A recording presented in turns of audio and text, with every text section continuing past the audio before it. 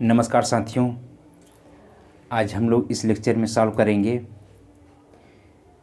JCNW north eastern railway Gorakhpur workshop का यह paper है दोस्तों, जो कि 28/12/2025 को कंडक्ट कराया गया था।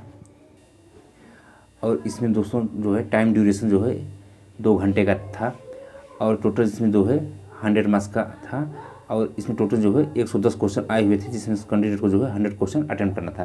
प्रत्येक क्वेश्चन 1 मार्क्स का था और नेगेटिव मार्क में दोस्तों 1/3 था। चलिए दोस्तों स्टार्ट करते हैं लेक्चर को।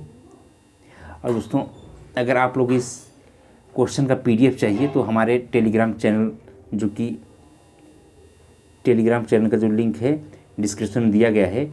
अगर आप डिस्क्रिप्शन में नहीं जाना चाह रहे हैं तो फिर आप डायरेक्ट जो है इसे जुड़ सकते हैं CW टेक मैकेनिकल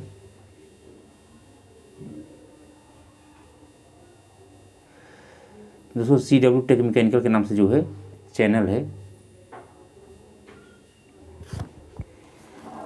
आप लोग इससे जुड़ करके इस पेपर का जो है PDF प्राप्त कर सकते हैं।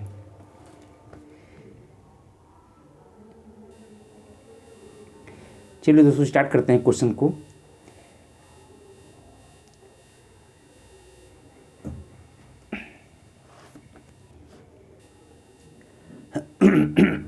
तो पहले क्वेश्चन में कह रहा है what is the maximum height of centre line of side CBC above rail for empty vehicle. यानी कि दोस्तों एम्प्टी व्हीकल में जो सेंटर बफर कपल की हाइट होती है रेल लेवल से, वह कितनी होती है। तो दोस्तों जो एम्प्टी व्हीकल की रेल लेवल से हाइट होती है, मैक्सिमम हाइट जो होती है एम्प्टी व्हीकल की, वो 1105 mm होती है। ठीक है, तो दोस्तों यहाँ पूछ रहा मैक्सिमम हाइट। ठीक है, तो मैक्सिमम जो है 1105 mm होती है और ये जो होती है एम्प्टी कंडीशन में होती है। ठीक है दोस्तों, एम्प्टी कंडीशन में जो मिनिमम हाइट होती है वो 1090 mm होती है। यानी कि वर्कशॉप से जब रिलीज होती है, ठीक है, तो 1090 mm जो होती है ये मिनिमम रखा जाता है। ठीक है दोस्तों, लोडेड कंडीशन में जो है, लोडेड कंडीशन में जो हाइट होती है रेल लेवल से सेंटर बफर कपलर की, वो जो है 1030 mm होती है। ठीक है, 1030 mm ये जो है मिनिमम होती है लोडेड कंडीशन में। तो इसका आंसर जो है 1105 mm, आंसर जो है C सही है। क्वेश्चन संख्या दूसरे में कह रहा है what is the new wheel diameter of LHB coach. दोस्तों अगर LHB कोच में व्हील अगर नया रहेगा, ठीक है, तो न्यू व्हील का जो डायमीटर होता है यह 915 mm का होता है। ठीक है, अगर व्हील नया रहेगा तो ये जो है 915 mm का होगा। दोस्तों जब इसको जो वर्कशॉप से जाती है गाड़ी SS2 या SS3 के लिए, तो मिनिमम व्हील डायमीटर जो है 862 mm अगर रहेगा, ठीक है, तो ये जो है वर्कशॉप से क्या होगी, वर्कशॉप इतने पे रिलीज़ कर देता है। ठीक है, और दूसरी को जो कंडम लिमिट होती है व्हील डायमीटर LHB कोच में 855 mm, वर्तमान समय में जो है 855 mm पे क्या करते हैं, इसको कंडम कर देते हैं। ठीक है ना, ये जो है न्यू व्हील डायमीटर है और ये जो है वर्कशॉप से जब रिलीज होती है तो 862 mm इसकी हाइट डायमीटर मिनिमम रहती है। ठीक है, तो इस क्वेश्चन का जो आंसर है वो दूसरा सही होगा। 915 mm जो है न्यू व्हील की डायमीटर होती है। क्वेश्चन नंबर तीसरे में कह रहा है which type of roller bearing is used in LHB coach. LHB coach में किस प्रकार का रोलर बेयरिंग प्रयोग में लाया जाता है। तो दोस्तों LHB कोच में जो रोलर बेयरिंग प्रयोग में लाया जाता है उसको कहते हैं CTRB, cartridge taper roller bearing. यानी कि इसका जो आंसर सही है वो C सही है। 3 का जो है आंसर सही जो है C सही है। क्वेश्चन संख्या चौथे में पूछ रहा है what is the name of shock observer connect between bogie and car body. तो दोस्तों जो बोगी और कार बॉडी को कनेक्ट करता है उसको कहते हैं एयर डैम्पर है। ठीक है, यानी कि एयर डैम्पर जो होता है बोगी और बॉडी के बीच में कनेक्ट होता है। ठीक है, इसका आंसर जो है C सही है। क्वेश्चन संख्या 5 में कह रहा है फ्रीक्वेंसी ऑफ D2 शेड्यूल। दोस्तों जो LHB कोच में D2 शेड्यूल होता है, इसकी जो फ्रीक्वेंसी होती है ये जो है 1 मंथ ±3 डे पे जो है D2 शेड्यूल को किया जाता है। ठीक है, दोस्तों जो D1 शेड्यूल होता है इसको बेसिकली ट्रिप शेड्यूल के नाम से जाना जाता है, यानी कि प्रत्येक ट्रिप पे जो है जो मेंटेनेंस होती है उसको ट्रिप शेड्यूल कहते हैं। और दोस्तों जो D3 शेड्यूल होता है ये 6 मंथली होता है, यानी कि 6 मंथ प्लस माइनस 15 दिन पर जो किया जाता है उसको जो है D3 शेड्यूल कहते हैं। ठीक है, इसी प्रकार दोस्तों SS1 होता है, ठीक है, SS2 होता है और SS3 होता है। ठीक है, SS1 जो है 18 महीने किया जाता है अथवा 6 लाख किलोमीटर, और SS2 जो है ये 36 मंथ पे होता है अथवा जो है 12 लाख किलोमीटर चल जाए, जो भी पहले हो जाए उसके अकॉर्डिंग जो है SS2 किया जाता है। ठीक है, SS3 होता है जो है 72 महीने 72 मंथ अथवा 24 लाख किलोमीटर। ठीक है, अगर किलोमीटर वाइज लेंगे तो ये 24 लाख किलोमीटर, और टाइम पीरियड वाइज लेंगे तो इसको जो है 72 महीने पे जो भी पहले हो जाए उसके अकॉर्डिंग जो है SS3 किया जाता है। ठीक है, ये जो है LHB कोचेस का ये मेंटेनेंस शेड्यूल है। तो इसमें दोस्तों जो क्वेश्चन संख्या 5 में पूछ रहा है वो D2 शेड्यूल के, तो D2 का मतलब 1 मंथ प्लस माइनस 3 डे थे। 1 मंथ में होता है 30 दिन, तो 30 दिन प्लस माइनस 3 डे हो जाएगा। ठीक है, आंसर इसका जो है D सही है 5वें का। क्वेश्चन संख्या 6 में पूछ रहा है with respect to kilometers frequency of SS1, जो दोस्तों सॉफ्ट शेड्यूल 1 होता है तो किलोमीटर वाइज से पूछ रहा है, तो ये जो है 6 लाख किलोमीटर पे जो है इसका SS1 किया जाता है। सॉफ्ट शेड्यूल जो होता है 6 लाख किलोमीटर किया जाता है ऑन द किलोमीटर बेसिस। ठीक है, तो 6 का आंसर जो है B सही है। क्वेश्चन संख्या 7 में पूछ रहा है with respect to kilometers frequency of SS3, यानी कि जो SS3 शेड्यूल होता है वो किलोमीटर बेसिस पे कितने किलोमीटर चलने के बाद जो है SS3 शेड्यूल किया जाता है। तो दोस्तों इसमें जो है 24 लाख किलोमीटर चलने के बाद जो है SS3 शेड्यूल किया जाता है। 7वें का जो है आंसर C सही है।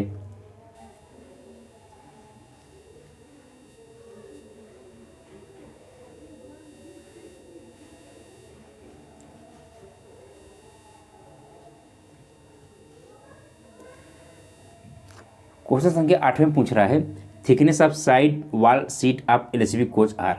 दोस्तों जो LHB कोच में जो साइड वॉल होता है तो उसका थिकनेस कितना होता है, तो साइड वॉल की जो थिकनेस होती है LHB कोच में यह होता है लगभग जो है 2 mm। ठीक है, तो आंसर इसका जो है 8वें का A सही है। क्वेश्चन संख्या 9 में पूछ रहा है principal application of brake accelerator, यानी कि दोस्तों जो LHB कोच में ब्रेक एसिलेटर लगाया जाता है इसका मुख्य उद्देश्य क्या होता है, यानी कि ब्रेक एसिलेटर क्यों लगाया जाता है। तो दोस्तों जैसा हम लोग जानते हैं जब भी इमरजेंसी ब्रेक एप्लीकेशन होता है तो पूरे रैक में एक समान ब्रेकिंग हो, ठीक है ना, इसलिए जो है प्रत्येक कोच में ब्रेक एसिलेटर लगाया जाता है और इमरजेंसी ब्रेकिंग के दौरान जो है ये कार्य करता है। ठीक है, तो इसका आंसर जो है 9वें का A सही होगा। ठीक है, emergency braking in each coach of rake, यानी कि रैक में जितने भी LHB कोच लगे हुए हैं जब भी इमरजेंसी ब्रेक एप्लीकेशन होगा तो पूरे रैक में एक साथ ब्रेकिंग होगी। ठीक है, तो इसलिए जो है ब्रेक एसिलेटर लगाया जाता है। ठीक है, तो आंसर इसका जो है 9 का A सही है। क्वेश्चन संख्या 10 में कह रहा है if micro processor in LHB coach show 73 code means. दोस्तों जो LHB कोच है तो उसमें एक डिवाइस लगाई जाती है जिसको बोलते हैं wheel slide protection device, WSP system. तो WSP सिस्टम में दोस्तों इसका जो मुख्य उद्देश्य है इसको क्यों लगाया जाता है, क्योंकि LHB कोच जो होता है दोस्तों ये हाई स्पीड ट्रेन के लिए डिज़ाइन किया गया है। इसकी जो मैक्सिमम स्पीड होती है 160 किलोमीटर प्रति घंटा होती है, इसको अपग्रेड करके 200 किलोमीटर प्रति घंटा की स्पीड पे चला जा सकता है। चूँकि दोस्तों अपन यहाँ भी ट्रैक ऐसा सही से नहीं बना है कि जिसको जो है 200 किलोमीटर प्रति घंटे की स्पीड से चला जा सके। ठीक है, तो क्या है कि मेन दोस्तों जो हाई स्पीड ट्रेन चलती है तो इसमें जो मेन प्रॉब्लम आती है स्लीपिंग और स्किडिंग की। ठीक है ना, तो स्लीपिंग और स्किडिंग को मिनिमाइज़ करने के लिए जो है ये WSP सिस्टम लगाया जाता है। क्योंकि दोस्तों जो WSP सिस्टम होता है तो चूँकि उसमें जो टोटल 5 पार्ट होते हैं, माइक्रो प्रोसेसर हो गया, स्पीड सेंसर हो गया, फोनिक व्हील हो गया, ठीक है, इसी प्रकार जो है डंप वाल्व हो गया, प्रेशर स्विच हो गए। तो दोस्तों इसमें जो अगर स्पीड सेंसर और डंप वाल्व में शॉर्ट सर्किट अथवा ओपन सर्किट होता है तो उसके अकॉर्डिंग जो है उसमें जो माइक्रो प्रोसेसर लगा रहता है तो उसमें जो 7 सेगमेंट डिस्प्ले होता है तो वहाँ पे जो है कोड दर्शाता है कि यानी कि डंप वाल्व में प्रॉब्लम है कि स्पीड सेंसर में प्रॉब्लम है, यानी कि पहले एक्सल, दूसरे एक्सल, तीसरे एक्सल, चौथे एक्सल, ठीक ना, चारों एक्सल पे जो है एक जो है डंप वाल्व लगे रहते हैं और एक जो है स्पीड सेंसर लगे होते हैं। जिसमें जैसा प्रॉब्लम रहेगा वो जो है उसमें कोड के अकॉर्डिंग दर्शाता है। अब दोस्तों जैसे कि मान लीजिए कि एक ही एक्सल पर अगर फॉल्ट है, ठीक है, तो एक ही एक्सल पर अगर फॉल्ट रहेगा तो उसका जो कोड आएगा वो 72 आता है। ठीक है, अब चाहे वो फॉल्ट स्पीड सेंसर का हो अथवा डंप वाल्व का हो, एक से ज़्यादा फॉल्ट रहेगा, ठीक है, एक से ज़्यादा फॉल्ट रहेगा यानी कि मल्टीपल फॉल्ट रहेंगे तो उसके लिए कोड आता है 73, ठीक है, यानी कि मल्टीपल फॉल्ट के लिए 73 कोड आता है। और जो मल्टीपल फॉल्ट होते हैं परमानेंट फॉल्ट होते हैं, ठीक है ना, तो उस केस में जो है 73 इसका कोड लिख करके आता है। तो इसका आंसर होगा दोस्तों 10 का जो आंसर होगा वो 20 होगा, permanent fault at several axles, ठीक है ना, तो आंसर इसका जो है 20 ही है 10 का। क्वेश्चन संख्या 10 में कह रहा है इन एलएचबी को thickness of new brake pad. तो दोस्तों जो एलएचबी कोच होता है तो इसमें जो इसकी जो थिकनेस होती है, अगर यह नया रहेगा, ठीक है, तो ये जो है 35 mm का होगा, ठीक है ना, नया रहेगा तो जो है 35 mm का। अब कंडम दोस्तों जो जब हो जाएगा तो ये जो है 7 mm का रहेगा, तब इनको क्या करते हैं, कंडम कर देते हैं।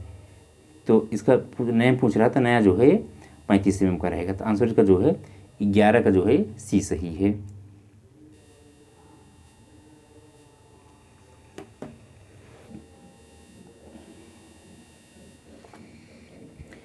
क्वेश्चन संख्या 12 में कह रहा है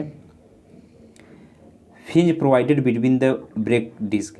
दोस्तों जो ब्रेक डिस्क में फिंज प्रोवाइड किए जाते हैं तो उसका मुख्य उद्देश्य क्या होता है, आखिर फिंज जो है क्यों प्रोवाइड किए जाते हैं। दोस्तों जैसे हम लोग जानते हैं जो ब्रेक डिस्क होता है उसका शेप कुछ इस तरीके से रहता है कि यहाँ पे जो है देखेंगे तो फिंज प्रोवाइड रहता है, ठीक है, तो इस तरीके से, क्योंकि जो ब्रेक डिस्क होता है दोस्तों यह जो है प्रत्येक जो एक्सल होते हैं उस पर 2 की संख्या में लगाए जाते हैं। इसका जो डायमीटर होता है यह जो है 640 mm का जो है इसका डायमीटर होता है, और इसकी जो विड्थ होती है 110 mm जो है इसकी विड्थ होती है, ठीक है।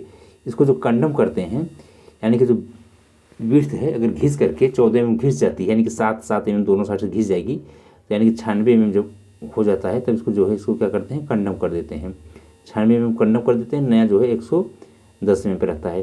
तो दोस्तों जो फिंज प्रोवाइड किए जाते हैं इसका जो मेन उद्देश्य होता है ये कूलिंग के लिए होता है, यानी कि कूलिंग द डिस्क। दोस्तों जो ब्रेक पैड होता है जब ब्रेकिंग होता है तो ब्रेकिंग दौरान क्या होता है, दोनों साइड से इस ब्रेक डिस्क को चिपक जाता है, जो ब्रेक पैड होता है वो चिपक जाता है, क्योंकि दोस्तों जैसे चिपकता है तो क्या होता है, फ्रिक्शनल लॉस होता है। फ्रिक्शनल लॉस होने की वजह से उसमें जो है हीट जनरेट होती है, यानी कि ब्रेक डिस्क क्या होता है, हीट यानी गर्म हो जाता है, तो उसको ठंडा करने के लिए जो है फिंज इस तरीके से प्रोवाइड किए जाते हैं क्योंकि इसमें हवा आसानी से प्रवेश कर जाए और ये जो है ब्रेक डिस्क मतलब अत्यधिक गर्म न होने पाए, ठीक है ना, तो इसलिए जो फिंज का मेन उद्देश्य होता है कूलिंग ऑफ द डिस्क, ठीक है। तो आंसर जो 12 का जो है ये बी सही होगा, ठीक है, आंसर 12 का जो है बी सही है।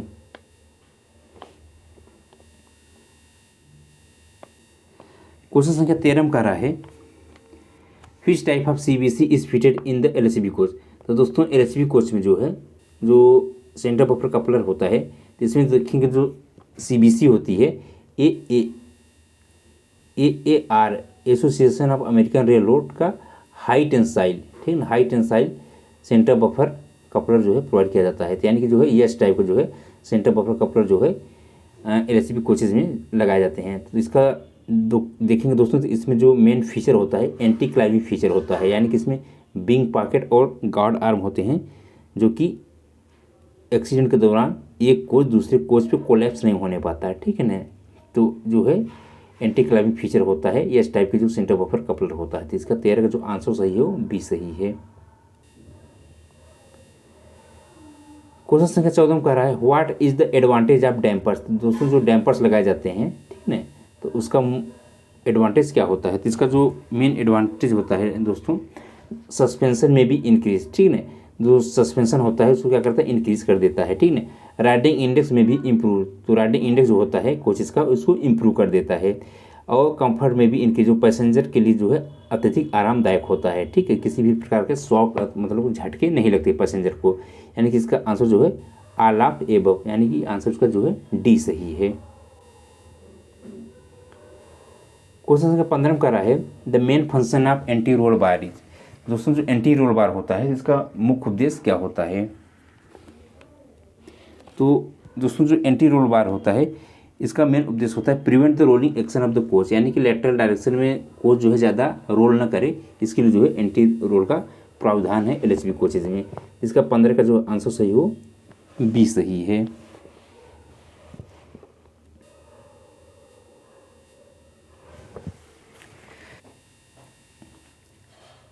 क्वेश्चन का 16 का रहा है एलएचबी कोच हुए ओरिजिनली डिजाइन बाय, यानी कि एलएचबी कोचों का मूल डिजाइन किसने किया था। दोस्तों जो एलएचबी कोच था सर्वप्रथम इसका जो डिजाइन किया गया था वो बेसिकली किया गया था लिंक हाफमैन बुश जर्मन। दोस्तों ये जो है जो टेक्नोलॉजी है बेसिकली जर्मन बेस्ड टेक्नोलॉजी है, ठीक है ना। एलएचबी कोच में जो वर्तमान समय पर एलएचबी कोच आप लोग देखते हैं तो जो है जर्मन की टेक्नोलॉजी है। तो इसमें जो है एलएचबी का फुल फॉर्म भी होता है लिंक हाफमैन बुश, ठीक है ना। तो इसका जो 16 आंसर सही है वो सी सही है। क्वेश्चन संख्या 17 का रहा है which feature prevent telescopic of coaches during collision, यानी कोलिजन के दौरान ऐसी कौन सी फीचर है जो प्रिवेंट करती है, ठीक है। टक्कर के समय कोचों में एक दूसरे में घुसने को कौन सा फीचर रोकता है। तो दोस्तों इसमें देखेंगे तो जो एलएचबी कोचेस होता है तो बेसिकली इसमें जो होता है एंटी क्लाइबिंग अरेंजमेंट होता है, यानी कि जो सीबीसी होती है सेंटर बफर कपलर, जो एस टाइप का सेंटर बफर कपलर होता है, ठीक है, एलएचबी कोचेज में। तो इसमें जो मेन फीचर होता है एंटी क्लाइबिंग फीचर होता है, यानी कि इसमें बिंग पॉकेट और गार्ड आर्म्स होते हैं जिससे कि जब कोलिजन के दौरान एक कोच जो है दूसरे कोच पे कोलैप्स नहीं होने पाता, ठीक है। तो इसका 17 का जो आंसर सही है वो सी सही है।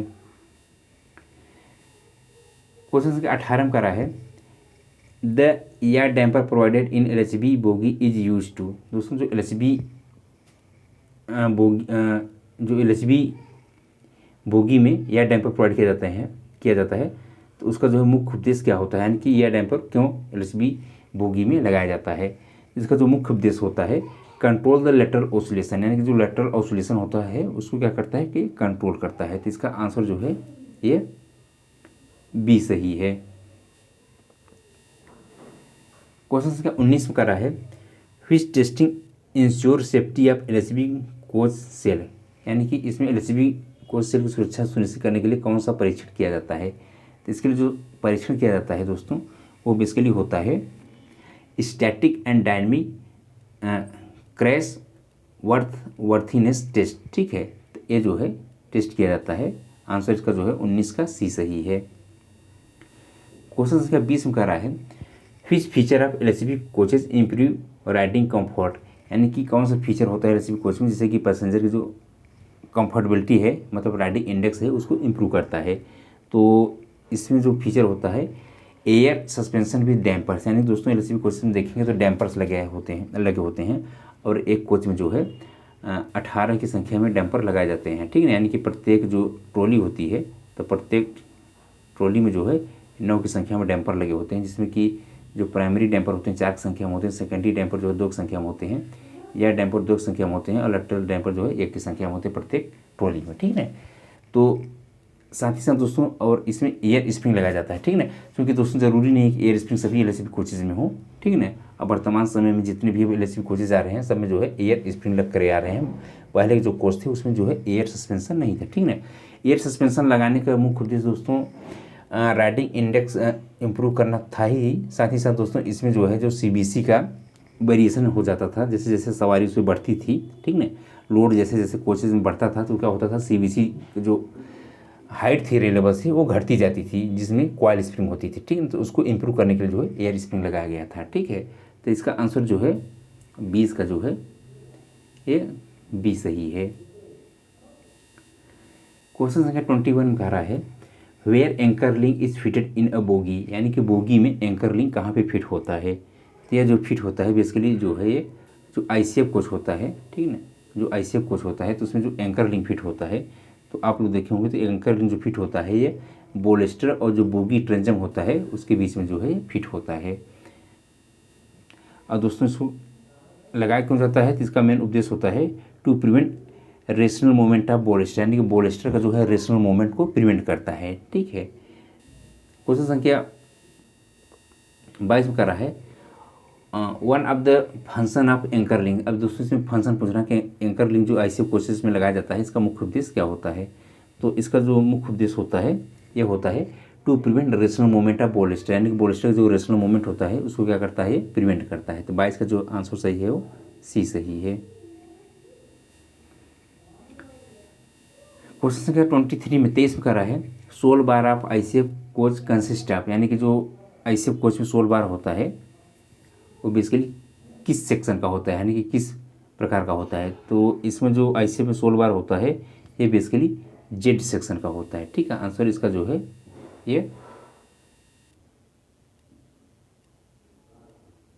ये सही है।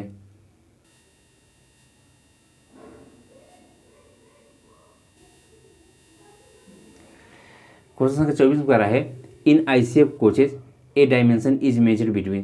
तो दोस्तों जो ICF कोच होता है तो बेसिकली इसमें ए डायमेंशन जो है, ऐसा कुछ ए डायमेंशन ई डायमेंशन जो होता है बेसिकली पार्ट होता है वैगन का। ठीक है ना, और जो है इसमें जो ए डायमेंशन होता है ICF में उसको बेसिकली जो क्लियरेंस होता है एक्सल बॉक्स और क्राउन बोल्ट के बीच का जो क्लियरेंस होता है उसको बेसिकली ए डायमेंशन कहते हैं। यानी कि ICF केस में जो ए डायमेंशन होता है जिसको कि एक्सल क्लियरेंस के नाम से जानते हैं, ये जो कि होता है 45 ± 3 mm होता है। ये जो है जो GS कोर्स होता है और SLR कोर्स होता है, ठीक है ना, उसके लिए होता है। ठीक है, 45 ± 3, ठीक है ना। तो ए डायमेंशन जो होता है ICF कोच में ये उसके लिए होता है। अब बाकी इसमें जो बोला गया है ए डायमेंशन, तो दोस्तों ये बेसिकली ये वैगन के लिए होता है। ठीक है ना, जो वैगन में होता है तो वैगन में देखेंगे जो ए डायमेंशन होता है जो कि 70 + 2 - 0 mm होता है। ये बेसिकली होता है कंट्रोल रॉड हेड और बैरल फेस के बीच का जो डिस्टेंस होता है तो वो जो होता है उसको बोलते हैं ए डायमेंशन। और ये वैगन के केस में होता है, जैसे कि BCN वैगन हो गया, बॉक्सन वैगन हो गया। ठीक है, तो उसके बीच देखेंगे तो जो कंट्रोल रॉड हेड और बैरल फेस के बीच का जो डिस्टेंस होता है 70 + 2 - 0 mm होता है, तो वो बेसिकली ए डायमेंशन उसको कहते हैं। तो यहाँ पर एक क्वेश्चन में जो है इसका पूछा कुछ और गया है क्वेश्चन में और आंसर कुछ और दे रहा है। ठीक है, आंसर जो दे रहा है वो वैगन का दे रहा है, पूछा ICF में ये वाला क्वेश्चन गया था। ठीक है, तो इसमें जो है आप लोग इसमें कमेंट में लिखिएगा कि इसका एक क्वेश्चन का जो है आंसर और ये इसका जो ऑप्शन है और इसका जो क्वेश्चन है आपस में मैच नहीं कर रहा है। ठीक है, क्वेश्चन संख्या 25 का रहा है ई डायमेंशन इज मेजर। तो दोस्तों जो ई डायमेंशन होता है बेसिकली वो मेजर जो ई डायमेंशन होता है बेसिकली जो होता है वैगन केस में 555 से लेकर के ये जो है 575 mm के बीच में होता है ई डायमेंशन। और दोस्तों ये जो मेजर किया जाता है basically from the protection tube to V groove made on the spindle rod, उसके बीच का जो दूरी होती है उसको ई डायमेंशन के नाम से जानते हैं। ठीक है, क्वेश्चन संख्या 26 में कह रहा है after break application the control reservoir is disconnected from the. दोस्तों जैसा कि हम लोग जानते हैं कि जो CR होता है, ठीक है ना, कंट्रोल रिजर्वायर होती है जिसकी कैपेसिटी 6 लीटर होती है LHB कोच में। ठीक है, यह जो चार्ज होता है ये BP के प्रेशर से चार्ज होता है, यानी कि 5 kg/cm² का प्रेशर इसमें जाता है, उसी से चार्ज होता है। दोस्तों जैसे ही जब ब्रेकिंग होती है तो जब ब्रेकिंग हो जाती है तो जो कंट्रोल रिजर्वायर CR का जो कनेक्शन होता है ये BP से हट जाता है, यानी कि जो चार्जिंग करता रहता है BP उससे फिर ये हट जाता है। तो इसका 26 का जो आंसर सही है वो ये सही होगा। क्वेश्चन संख्या 27 का रहा है in air brake system brake should apply when the rate of drop of air pressure in BP। दोस्तों जैसा कि हम लोग जानते हैं कि जो सेंसिटिविटी और इनसेंसिटिविटी करते हैं टेस्टिंग के दौरान वो बेसिकली जो डिस्ट्रीब्यूटर वाल्व होता है उसका प्रॉपर ढंग से चेकिंग करने के लिए जो है सेंसिटिविटी और इनसेंसिटिविटी करते हैं। तो सेंसिटिविटी में क्या होता है दोस्तों, हम लोग क्या करते हैं कि 0.6 kg/cm का प्रेशर ड्रॉप करते हैं और देखते हैं कि 6 सेकंड के अंदर उसमें जो है ब्रेकिंग हो जानी चाहिए। ठीक है, तो यानी कि जो ब्रेकिंग होनी चाहिए यानी कि मिनिमम जो ब्रेक एप्लीकेशन होता है अप्लाई हो जाएगा, यानी कि 0.6 kg/cm² इन 6 सेकेंड। इस केस में क्या होता है ब्रेक अप्लाई हो जाती है। ठीक है, तो इसको बोलते हैं सेंसिटिविटी टेस्ट। यानी कि 27 का जो आंसर सही है वो ये सही है। क्वेश्चन संख्या 28 में कह रहा है the driver reduce the BP pressure by 1.2 kg/cm² then it is called. तो दोस्तों जैसा कि हम लोग जानते हैं जो BP का प्रेशर जब डाउन होता है 1 kg से लेकर के 1.5 kg/cm², इसको बोलते हैं फुल सर्विस एप्लीकेशन। ठीक है, तो इसको बोलते हैं फुल सर्विस एप्लीकेशन। इसका आंसर जो है दोस्तों 1.2 जो है इसी के रेंज में आ रहा है, तो इसलिए इसका आंसर जो है ये सही होगा।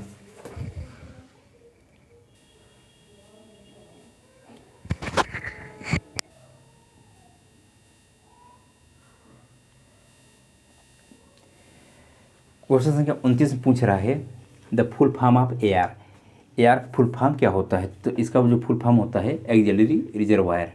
आंसर इसका जो है सी सही है।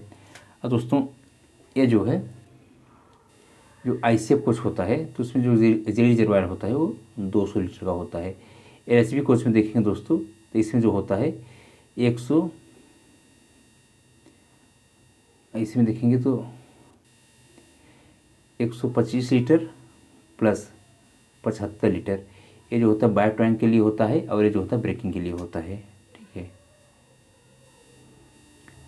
30 में पूछ रहा है कट ऑफ एंगल काक fitted on feed pipe is painted. दोस्तों जो फीड पाइप होता है उसमें जो कट ऑफ एंगल काक होता है उससे जो उसको जो है वाइट कलर से पेंट करते हैं और इसमें प्रेशर जो जाता है 6 kg पर सेंटीमीटर को इसमें जो है प्रेशर जाता है। क्वेश्चन संख्या 31 पूछ रहा है feed pipe through out the length of train is charge with compressed air at. दोस्तों जो फीड पाइप है उसको जो चार्ज करते हैं बेसिकली जो है 6 kg पर सेंटीमीटर स्क्वायर प्रेशर उसमें जो है फीड पाइप में जाता है। क्वेश्चन संख्या 32 पूछ रहा है after periodic overhauling the lowest permissible wheel diameter of ICF coaches इस। तो दोस्तों जो पीरियाडिक ओवरहालिंग के लिए जब कोच वर्कशॉप में जाता है तो वहाँ पे देखेंगे तो आईसीएफ कोच का जो मिनिमम जो डायमीटर होता है वो 837 mm। ठीक है ना। अगर इतना रहेगा तो कोच को जो है रिलीज कर देंगे, अगर इससे कम रहेगा तो फिर उसको जो है एक्सल को चेंज करेंगे। ठीक है। तो इसमें जो है दोस्तों आंसर इसका जो है ये 837 नॉट लेस देन 837 mm। ठीक है। तो 32 का जो है ये सी सही है। और दोस्तों अगर नया रहेगा तो जो है 915 mm जो है ये न्यू रहता है। ये जो है पीओ के लिए जब रिलीज होती है। कंडम्स को दोस्तों जो है 825 mm पे जो है ये क्या करते हैं कंडम कर देते हैं।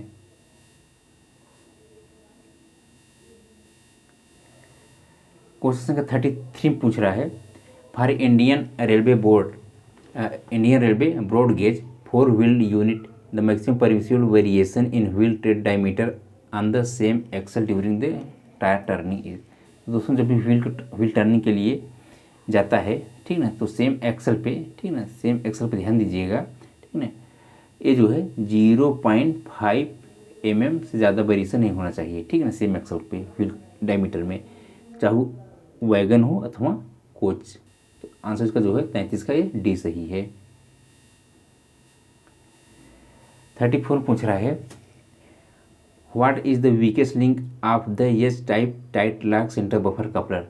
यानी कि जो एस टाइप का सेंटर बफर कपलर होता है इसका जो वीकेस्ट लिंक कौन सा होता है? इसमें सबसे जो कमज़ोर कड़ी होती है दोस्तों वो नक्कल होता है। तो 34 का जो है ऑप्शन जो है बी सही है।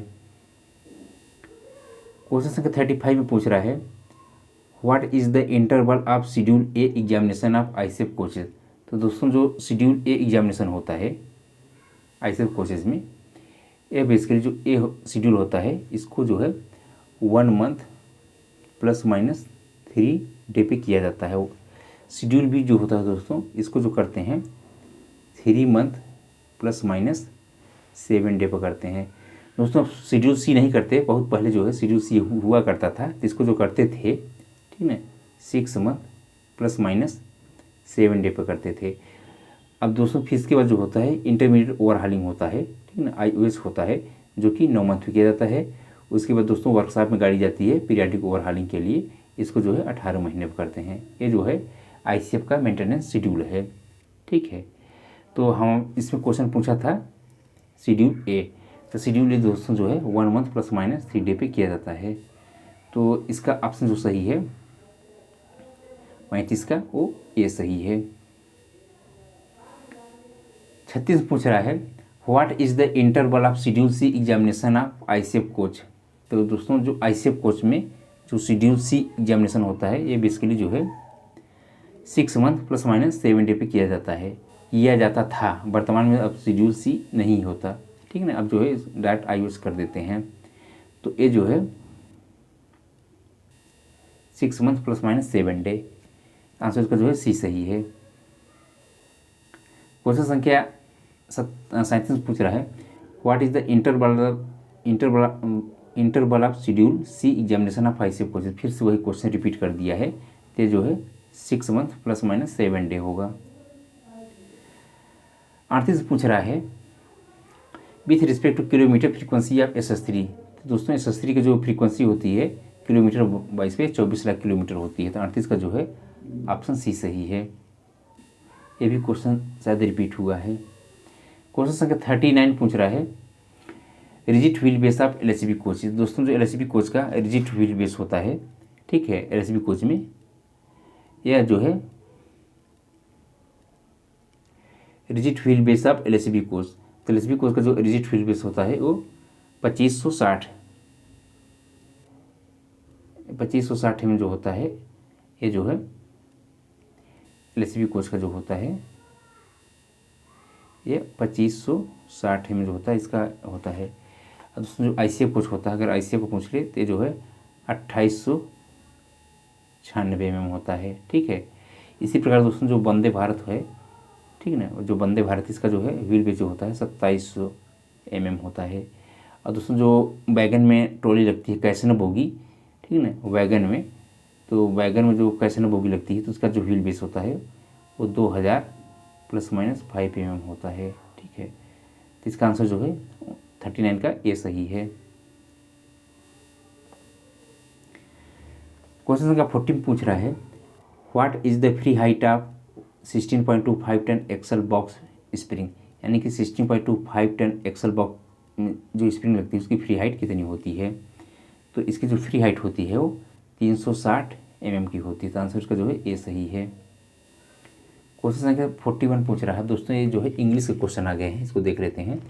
Choose appropriate word to fill in the blanks from the option given below. दोस्तों इसमें प्रीपोजिशन पूछ रहा है he is very good dash making story. तो he is very good at making stories. इसका 41 का जो है आंसर जो है ये सी सही होगा।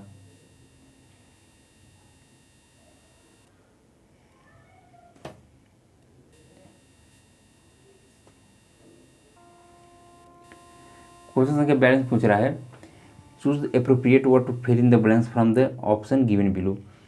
ही is very keen dash going abroad for higher study. तो दोस्तों इसमें जो फिलिंग द ब्लैंक्स में भरा जाएगा he is very keen on going abroad for higher study, ठीक है। तो आंसर इसका जो है ये डी सही है। क्वेश्चन संख्या 43 पूछ रहा है choose the word or phrase which is the closest to the opposite in the meaning underline the word. यानी कि जो इसमें दोस्तों अंडरलाइन किया गया है इसका जो एंटानिम्स क्या होगा। तो ही डिड इट परपोजली। जो परपोजली है दोस्तों इसका जो है एंटानिम्स क्या होगा। तो इसका एंटानिम्स जो है ये होगा टिमिडली, ठीक है ना। आंसर जो 43 का सी सही है। क्वेश्चन संख्या 44 पूछ रहा है choose the word or phrase which is nearest in meaning to the underline word, ठीक है। तो इसका जो आंसर सही होगा वो यहाँ पे देखेंगे डिस्क्रीट, ठीक है ना। तो डिस्क्रीट का जो है सिनोनिम जो है ये होगा प्रूडेंट। आंसर इसका जो है डी सही है। 44 पूछ रहा है choose the alternative which best express the meaning of the item phrases. दोस्तों जो आइटम फ्रेजेस है इसका मीनिंग पूछ रहा है to leave no stone unturned. तो इसका जो टाइम्स होगा तो इसका वो होगा बेसिकली इसका जो आइटम फ्रेजेस होगा ये होगा बेसिकली टू ट्राई एटमोस्ट, ठीक है ना। 45 का जो है ये बी सही है। 46 पूछ रहा है choose the alternative which best express the meaning of the underlined item phrases in the sentence. If you want to be happy, cut your coat according to your cloth. यानी जो अंडरलाइन है cut your coat according to your cloth, ठीक है। तो इसका जो मतलब क्या होगा तो इसका मतलब है live within your means, ठीक है ना। तो ऑप्शन का जो है सी सही है। क्वेश्चन संख्या 47 पूछ रहा है choose the correct preposition. We saw a bounded tiger while passing dash the forest. तो दोस्तों यहाँ पे जो भरा जाएगा फिल इन द ब्लैंक्स में 47 में, ये बेसिकली होगा थ्रू द फॉरेस्ट, यानी कि आंसर इसका जो है 47 का ये बी सही होगा। क्वेश्चन का 48 में पूछ रहा है choose the correct preposition. Chair are made dash woods. तो दोस्तों इसका होगा chair are made of woods. ठीक है, इसका आंसर जो है 48 का ये सही है। क्वेश्चन संख्या 49 पूछ रहा है choose the alternative which best express the same sentence in passive active voice. Who give you the money. इसका होगा दोस्तों by whom were you given the money. ठीक है, आंसर जो है बी सही है। क्वेश्चन का 50 में पूछ रहा है choose the correct spelled word, यानी कि जो हम लोग प्रीविलेज पास लेते हैं, ठीक है ना, तो उसका करेक्ट मीनिंग क्या होगा। तो प्रीविलेज PRIVILEGE, इसका जो है करेक्ट मीनिंग होगा। क्वेश्चन संख्या 51 दोस्तों जो है ये मैथ्स का प्रॉब्लम है और इसमें पूछ रहा है x + y = 8 और x y = 6। तो इसमें x³ + y³ की वैल्यू पूछ रहा है। तो दोस्तों जैसा कि हम लोग जानते हैं यहाँ पे ये अलजेब्रिक प्रॉब्लम है। यहाँ पे देखेंगे तो x³ + y³, इसको दोस्तों हम इस तरीके से लिख सकते हैं x + y, एक ब्रैकेट हम कर लेंगे, ठीक है, तो दूसरे ब्रैकेट में यहाँ बचेगा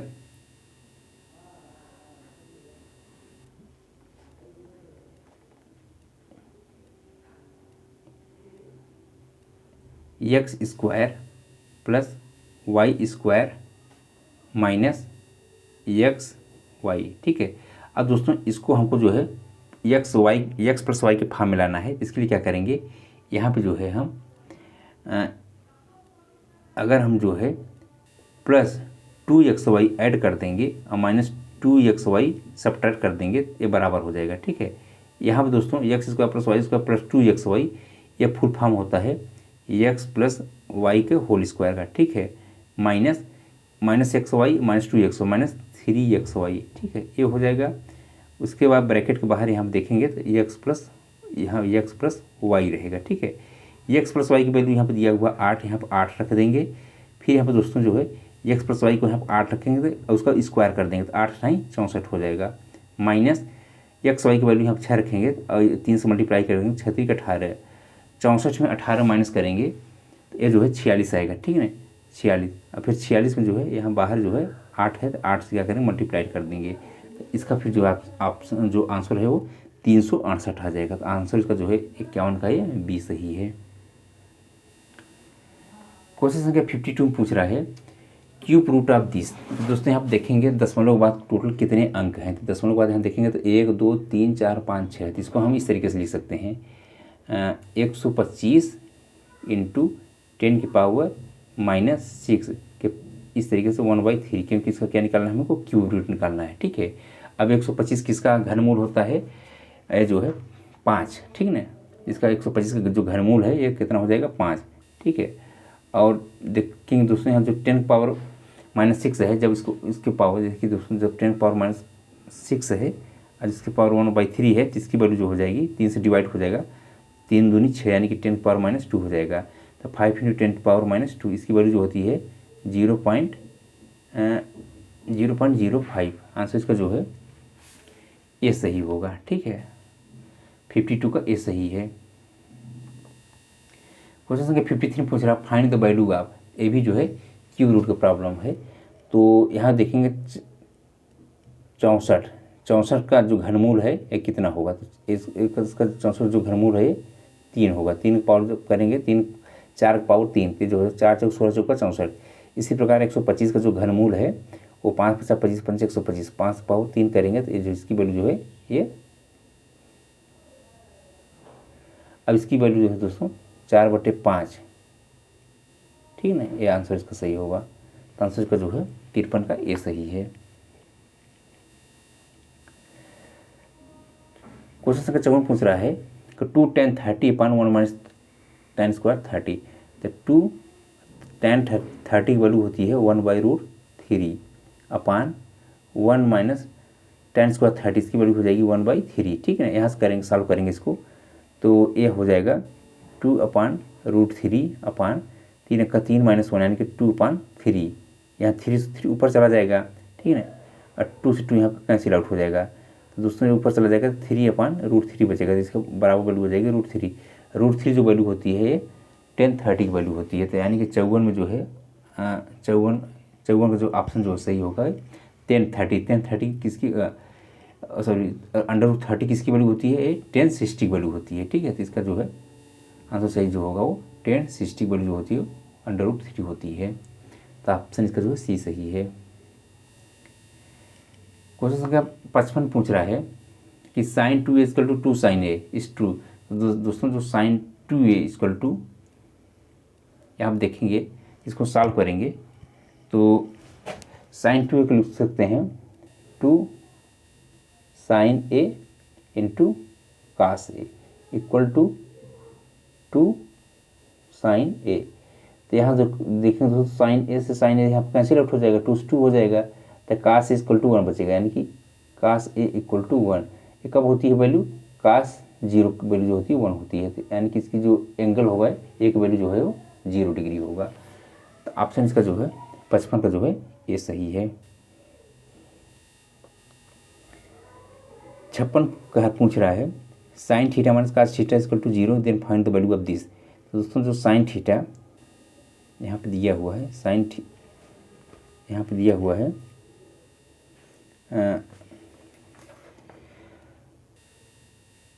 sin θ - cos θ = 0 दिया हुआ है, तो यहाँ से आप लिख सकते हैं sin θ = हो जाएगा cos θ, इधर डिवाइड कर देंगे तो आ जाएगा tan θ, यानी sin θ अपान cos θ = 1, यानी θ = हमारा आ जाएगा 45 डिग्री। अब इसमें जो है θ की वैल्यू 45 पुट कर दीजिए, तो यहाँ पर जो है sin 45 वैल्यू होती है 1/√2, तो 1/√2 के पावर 1/4 प्लस cos 45 वैल्यू होती है 1/√2। ठीक है, इसके पावर 1/4, इसको सॉरी उसके पावर 4। ठीक है, तो इसको जो सॉल्व करेंगे तो 1/2 यानी कि 1/4 प्लस 1/4 आ जाएगा, इसको जब सॉल्व करेंगे तो 1/2। ठीक है, तो इसका आंसर जो है 56 का जो है सी सही होगा। क्वेश्चन संख्या 57 पूछ रहा है if the base of triangle is double and is height is half the area of the triangle is. दोस्तों जैसा कि हम लोग जानते हैं जो एरिया ऑफ ट्रायंगल होता है ये half into base into height होता है, यहाँ कह रहा है कि हाफ इंटू बेस कितना कर दे रहे हैं, बेस को जो है यहाँ पे डबल कर दे रहे हैं यानी कि 2b कर दे रहे हैं, और हाइट को क्या कर रहे हैं हाफ कर दे रहे हैं, यानी कि हाइट को जो है हाफ कर दे रहे हैं, 2 से 2 कैंसिल हो जाएगा, यानी कि हाफ bs पहले जैसा हो जाएगा। ठीक है ना, यानी कि ये नॉट चेंज। 57 का जो है ये डी सही होगा।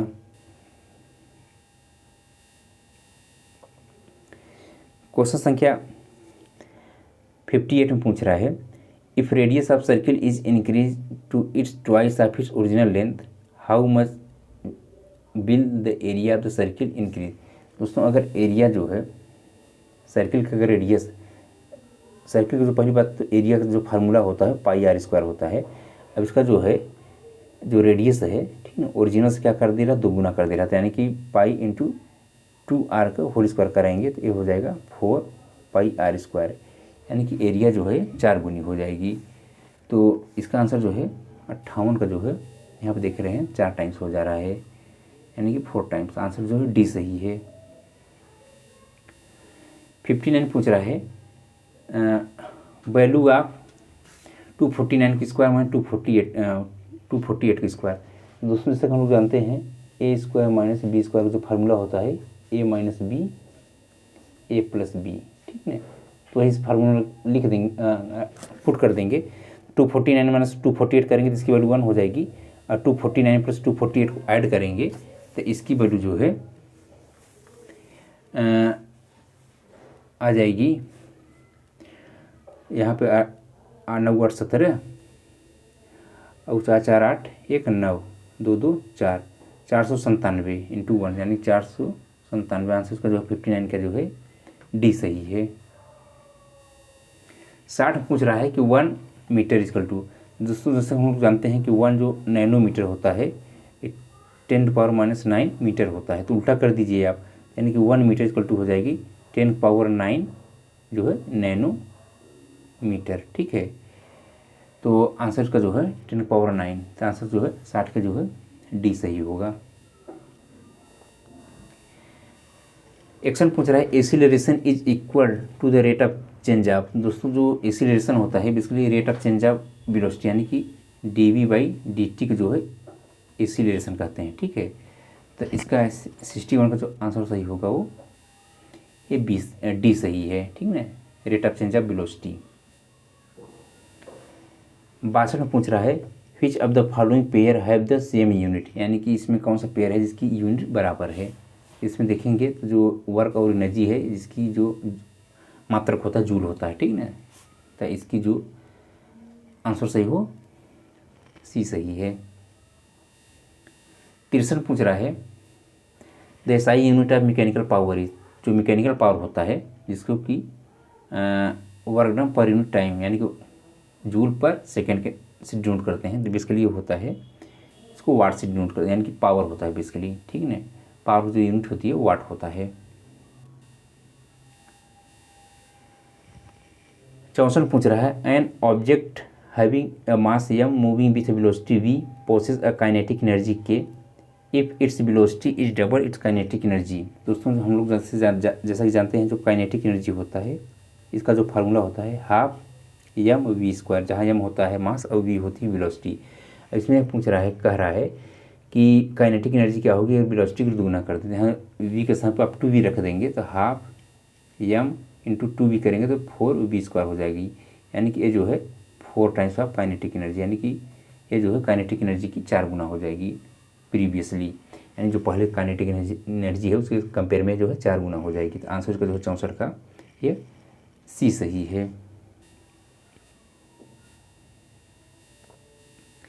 65 पूछ रहा है विच of the following can neither be created nor be destroy. तो दोस्तों जो एनर्जी है neither created nor be destroy, energy की डिफिनीशन ही होती है। ठीक है, इसको सिर्फ एक फॉर्म से दूसरे फॉर्म में चेंज किया जा सकता है।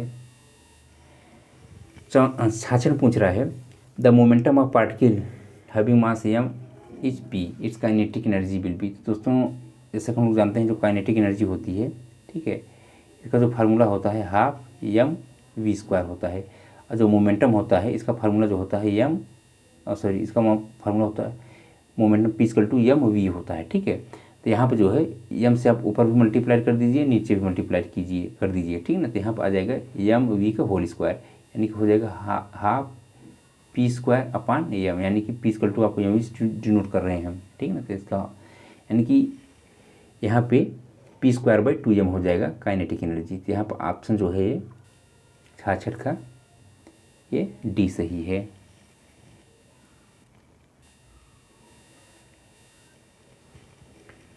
क्वेश्चन नंबर 67 पूछ रहा है a 4 kg object is moving horizontally with a speed of 5 metre per second to increase its speed 10 metre per second the amount of net work required to be done of its object. दोस्तों जो net work done होगा change in kinetic energy, यानी कि change in kinetic energy 2 minus kinetic energy 1। तो पहले kinetic energy कितनी है half, मास कितना है 4, ठीक है ना, और वेलोसिटी कितनी है दूसरे की 10 के स्क्वायर माइनस पहले की कितनी है हाफ, मास कितना है 4, वेलोसिटी कितनी है 5 के स्क्वायर। तो दोस्तों इसको सॉल्व करेंगे तो ए आ जाएगा 67 का जो है ये 150 जूल। ठीक है, तो आंसर इसका जो है सी सही होगा। क्वेश्चन संख्या 68 पूछ रहा है which one among the following has valency of 3। दोस्तों जैसा हम लोग जानते हैं जो कार्बन का परमाणु क्रमांक होता है एटॉमिक नंबर होता है वह 6 होता है, ऑक्सीजन का 8 होता है, नाइट्रोजन का जो है ये 7 होता है। तो इसकी जो वैलेंसी है दोस्तों 2 4, ठीक है, इसका जो है 2 6, इसका हो जाएगा 2 5। ठीक है, अब दोस्तों इसमें टोटल ऑक्टल को कंप्लीट करने के लिए, ठीक है, इसमें 8 से माइनस करेंगे तो इसमें 4 बचेगा, इसमें 8 से माइनस करेंगे 2 बचेगा, इसमें 8 से माइनस करेंगे 3 बचेगा, ठीक है। और दोस्तों यहाँ पर नेक्स्ट और देख रहे हैं तो सोडियम है, इसका 11 होता है, ठीक ना परमाणु क्रमांक। तो इसको जब अरेंज करेंगे तो 2 इलेक्ट्रॉनिक स्पिन से इसका निकालेंगे 2 8 हुआ, तो इसका जो आउटर संख्या में है वो 1 है, तो इसका जो है जो बैलेंसी है 1 है, ठीक है। तो इसमें पूछ के क्या रहा है, इसमें पूछ रहा है कि किसकी संयोजकता 3 है। तो इसमें देखेंगे दोस्तों ऑक्टेट को कंप्लीट करने के लिए इसमें नाइट्रोजन के लिए 3 इसकी बैलेंसी होगी, ठीक है। तो 68 का आंसर जो है वो सी सही है। 69 पूछ रहा है potassium is a chemical element with symbol. दोस्तों जो पोटेशियम है इसको कैसे डिनोट करते हैं, तो इसको जो है दोस्तों पोटेशियम को कैसे डिनोट करते हैं, ठीक है। तो आंसर इसका जो है ये डी सही है। 70 पूछ रहा मास ऑफ इलेक्ट्रॉन। तो दोस्तों जो इलेक्ट्रॉन का जो मास होता है, ठीक है ना, द्रव्यमान जो होता है इलेक्ट्रॉन का, ये बेसिकली होता है 9.1 × 10⁻28 जो है ग्राम होता है, ठीक है। 71 पूछ रहा है विच of the following is the best conductor of heat. तो दोस्तों इस जो ऑप्शन दिया हुआ है इसमें जो सबसे बेस्ट कंडक्टर है हीट का वो सिल्वर है। हीट के साथ साथ जो इलेक्ट्रिसिटी का भी जो है बेस्ट कंडक्टर है, ठीक है, सिल्वर। क्वेश्चन का 72 पूछ रहा है as percentage of carbon increases in steel its decrease. दोस्तों जैसे ही हम कार्बन परसेंटेज इंक्रीज करते हैं, ठीक है, स्टील में, तो इसकी कठोरता बढ़ती है, ठीक है ना। जब कठोरता बढ़ेगी दोस्तों जाहिर सी बात है कि इसकी जो तन्यता है वो कम हो जाएगी, यानी कि डक्टिलिटी प्रॉपर्टी जो है वो घट जाएगी, ठीक है। तो आंसर इसका जो है डी सही है।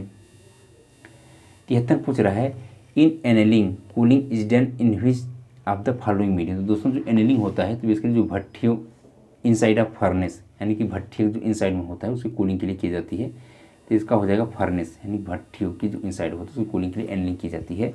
73 का जो है ये डी सही है।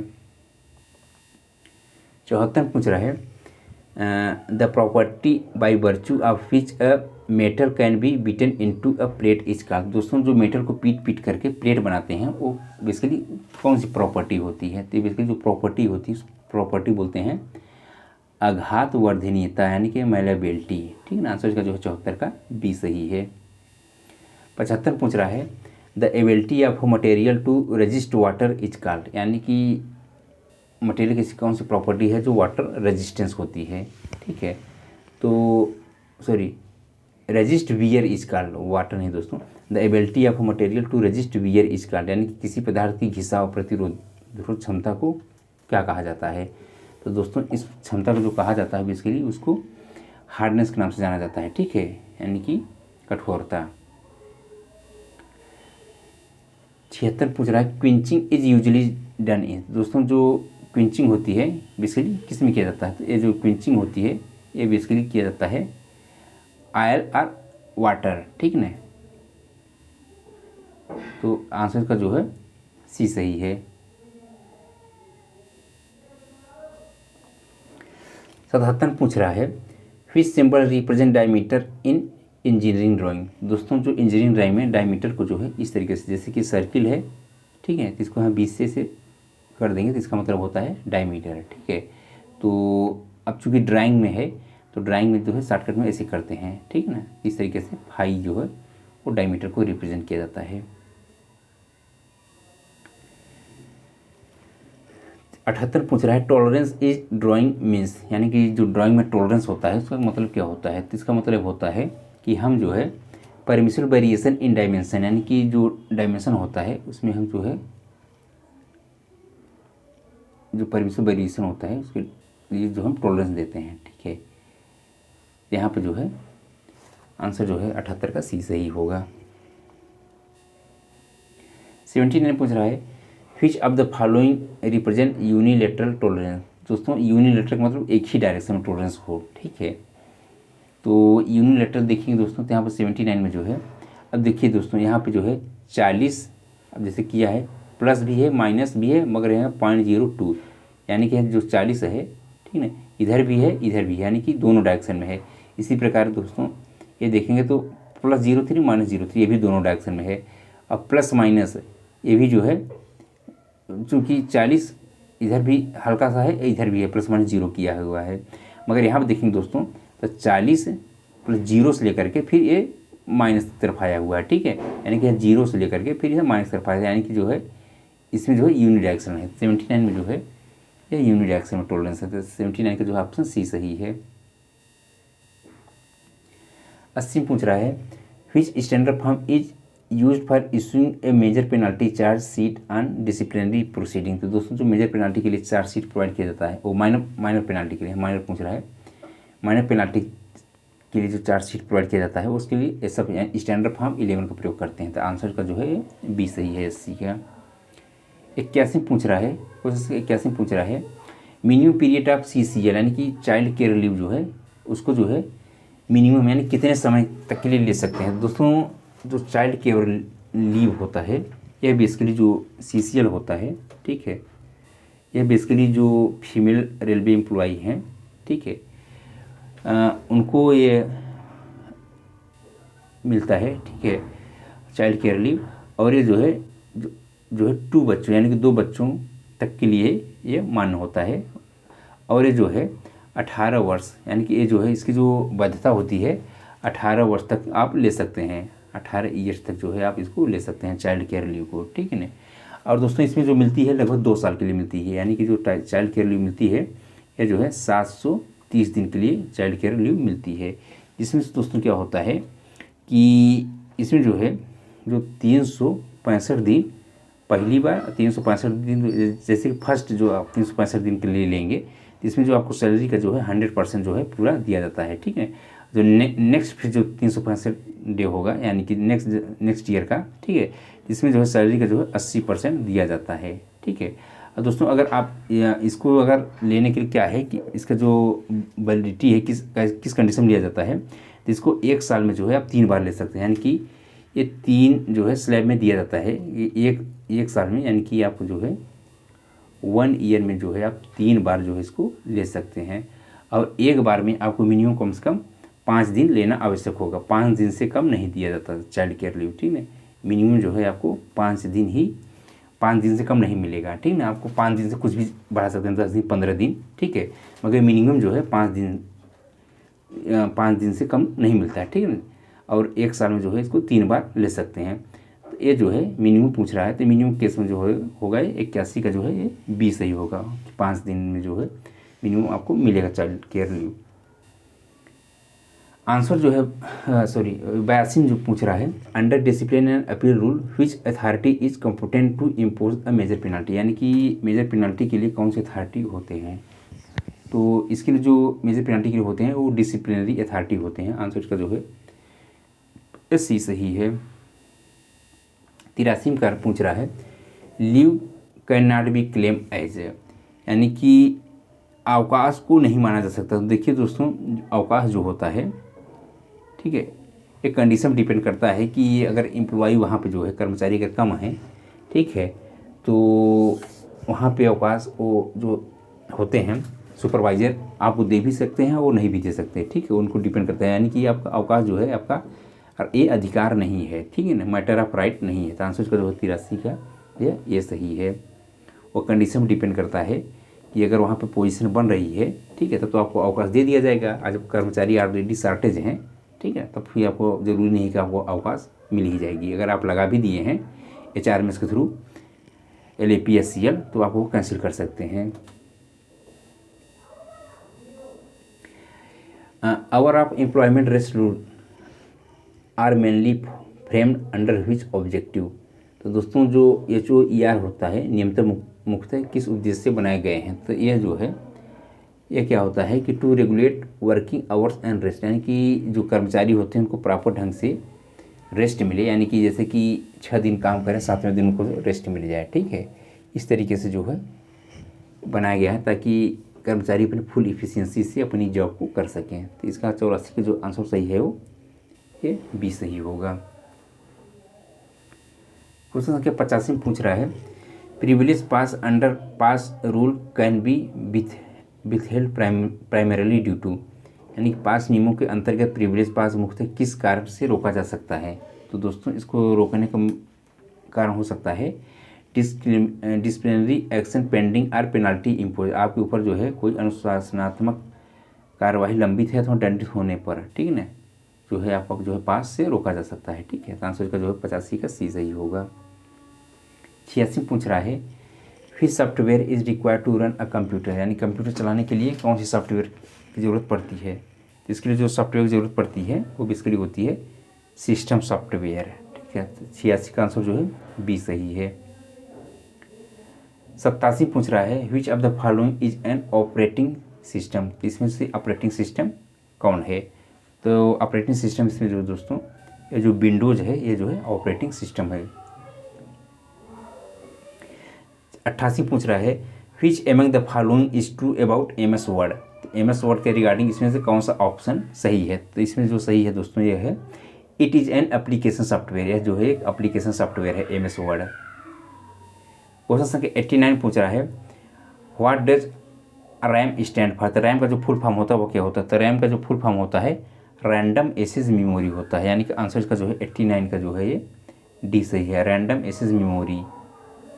क्वेश्चन संख्या 90 में पूछ रहा है which part of the computer is used for calculating and comparing, यानी कि कंप्यूटर में से कौन सा पार्ट होता है जो कि कैलकुलेट और कंपेयर करता है। तो दोस्तों इसमें जो पार्ट होता है बेसिकली उसको बोलते हैं अर्थमेटिक लॉजिक यूनिट, ठीक है। तो आंसर इसका जो है ए सही है। क्वेश्चन संख्या 91 पूछ रहा है 1 megabyte is equal to approximately, यानी कि 1 मेगाबाइट कितने बराबर होता है। तो 1 मेगाबाइट जो होता है ये बेसिकली 1 मिलियन बाइट के बराबर होता है। आंसर इसका जो है ये सी सही है 91 का। 92 पूछ रहा है where is the national rail museum located, यानी कि नेशनल रेल म्यूजियम कहाँ पे है। तो नेशनल रेल म्यूजियम जो है ये न्यू दिल्ली में है, न्यू दिल्ली। आंसर इसका 92 का जो है सी सही है। 93 पूछ रहा है what is the maximum permissible axle load for Indian railway having haul operation. तो दोस्तों जो बॉक्सन यस वैगन होता है उसकी जो एक्सल कैपेसिटी होती है वो 25 टन की होती है, ठीक है। तो आंसर का जो है ये अभी तक का जो है सबसे हाईएस्ट कैपेसिटी जो है ये वैगन का है, ठीक है ना, तो जो कि 25 टन का होता है। तो 93 का ऑप्शन जो है ये सी सही है। 94 पूछ रहा है what is the full form of RPF, यानी कि RPF का फुल फॉर्म क्या होता है। तो रेलवे प्रोटेक्शन फोर्स, यानी कि RPF का जो फुल फॉर्म होता है रेलवे प्रोटेक्शन फोर्स। 95 पूछ रहा है भीम बेटका इस फेमस फॉर, दोस्तों जो भीम बेटका है, ठीक है, भीम बेटका ये किसके लिए प्रसिद्ध है। तो जो भीम बेटका है इसके लिए प्रसिद्ध जो है ये रॉक पेंटिंग के लिए प्रसिद्ध है, ठीक है। तो आंसर इसका जो है ये सही है। 96 पूछ रहा है who was the painter of famous painting Bharat माता। तो भारत माता के जो है चित्रकार कौन थे। तो इसके जो चित्रकार थे वह अवनींद्रनाथ टैगोर। आंसर इसका जो है 96 का ये सही है। 97 पूछ रहा है Madhubani painting style originated from state. तो दोस्तों जो मधुबनी पेंटिंग है बेसिकली किस स्टेट से ओरिजिनेट हुआ है। तो ये जो है मधुबनी पेंटिंग जो है ये बिहार की है, ठीक है ना। तो आंसर इसका 97 का जो है ये डी सही है। 98 पूछ रहा है Pankaj Advani is associated with which sport. तो दोस्तों जो पंकज आडवाणी है ये किस खेल से हैं। तो ये जो खेल है इनका जो है पंकज आडवाणी का वो बिलियार्ड है, यानी कि आंसर इसका जो है ये सही है 98 का। 99 पूछ रहा है Ryder Cup is associated with which of the following sport. तो दोस्तों जो राइडर कप होता है, ठीक है, ये किस खेल से संबंधित है। तो यह जो संबंधित है ये गोल्फ से संबंधित है। आंसर इसका जो है 99 का बी सही है। सॉन्ग पूछ रहा है in January 2020 home minister Amit Shah release a book Karmayoddha Granth, this book is the best on the life of. दोस्तों जो बेसिकली जो है हमारे देश के प्रधानमंत्री जो हैं नरेंद्र दामोदर मोदी जी के लाइफ पे बेस्ड है। तो आंसर का जो है ये सही है।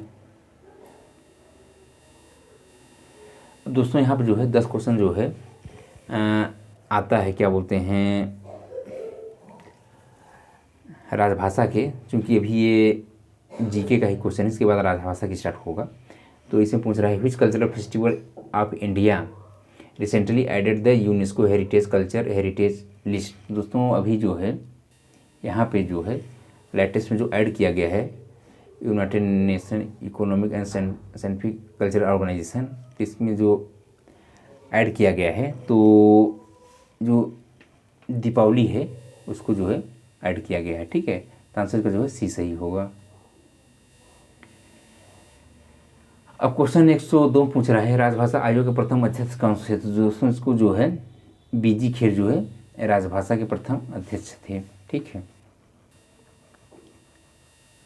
राजभाषा आयोग के, ठीक है ध्यान दीजिएगा, राजभाषा आयोग के प्रथम अध्यक्ष बीजी खेर थे। निम्न में से कौन सी भाषा भारतीय संविधान की 8वीं अनुसूची में उल्लेखित नहीं है। तो इसमें दोस्तों देखेंगे तो जो 22 भाषाएं होती हैं तो इसमें जो है अंग्रेजी उल्लेखित नहीं है। ठीक है ना, 103 का जो है सी सही है। 104 पूछ रहा है संघ की राजभाषा हिंदी किस लिपि में होगी। तो दोस्तों जो लिपि है यह संघ की राजभाषा ये जो है देवनागरी लिपि में होगी। ठीक है, 104 का जो है ऑप्शन सी सही है। 105 पूछ रहा है राजभाषा नियम के अनुसार छत्तीसगढ़ किस क्षेत्र में आता है। तो छत्तीसगढ़ दोस्तों हिंदी भाषी राज्य है, तो इसको जो है ए रीजन में आता है। ठीक है, का क्षेत्र में आता है। 106 पूछ रहा है केंद्रीय हिंदी समिति के अध्यक्ष कौन होते हैं। तो केंद्रीय हिंदी समिति के जो अध्यक्ष होते हैं वो देश के प्रधानमंत्री होते हैं। ठीक है, तो ये ऑप्शन सी सही है। 107 पूछ रहा है हिंदी को किस संवैधानिक संशोधन द्वारा संविधान की 8वीं अनुसूची में शामिल किया गया था। तो दोस्तों को जो संविधान में संशोधन किया गया था वो बेसिकली किया गया था 21वां संविधान संशोधन। ठीक है, आंसर इसका जो है ये सही है। 182 पूछ रहा है किस संवैधानिक संशोधन के द्वारा भारतीय संविधान की 8वीं अनुसूची में बोडो, डोगरी, संथली और मैथिली भाषाओं को समावेश किया गया था। तो इसमें जो संविधान संशोधन किया गया था वो बेसिकली था ये 92वां संविधान संशोधन। ठीक है, आंसर इसका जो है डी सही है।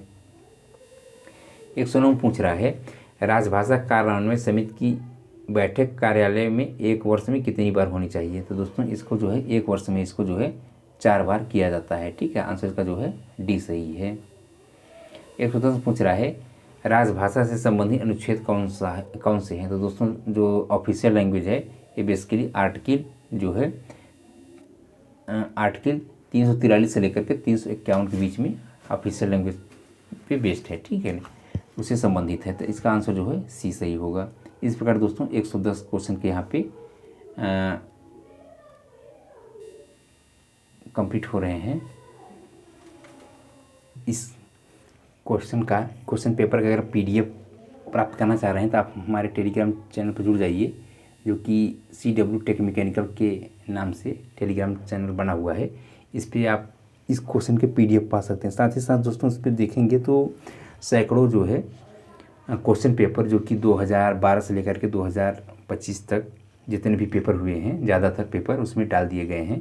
तो आप लोग जो है उसको जो है इस पर जुड़िए और जो है पेपर डाउनलोड करके आप स्वतः से जो है इसको सॉल्व कीजिए। ठीक है, अब देखिए दोस्तों उसमें जो है आंसर की अथवा किसी में आंसर की नहीं है। ठीक है, किसी हो सकता है मगर ज़्यादातर में आपको आंसर की नहीं मिलेंगे। ठीक है, तो उसके लिए आपको जो है यूट्यूब चैनल पे ही विजिट करना पड़ेगा। इसी से जो है आप अपना जो है क्वेश्चन पेपर को मिलाइए और अपने हिसाब से उसको देखिए।